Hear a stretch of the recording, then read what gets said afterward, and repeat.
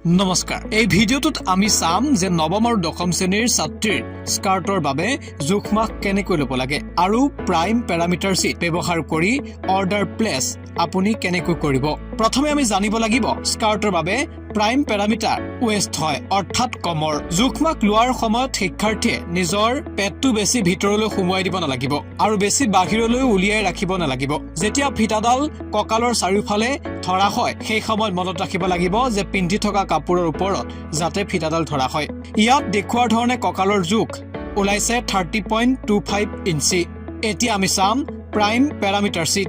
Prime parameter sheet অনুসৰি 30.25ৰ বাবে range হয় 30.25ৰ পৰা 32 ৰেঞ্জৰ ভিতৰত। সেইবাবে এই ৰেঞ্জৰ কৰেস্পন্ডিং সাইজ হ'ব 32 আৰু সেইবাবে ভিডিঅ'ত দেখুৱা ছাত্ৰীগৰাকীৰ বাবে 32 সাইজৰ স্কাৰ্ট অৰ্ডাৰ কৰা যাব। লগতে দেখিবলৈ পাইছে যে এই সাইজটো ছাত্ৰীগৰাকীৰ বাবে সুন্দৰকৈ ফিটিং হৈছে। এনেদৰে আমি প্ৰাইম পেৰামিটাৰ শীট ব্যৱহাৰ কৰি সঠিক জোখমাখ স্কাৰ্টৰ ক্ষেত্ৰত ল'ব পাৰো। ধন্যবাদ।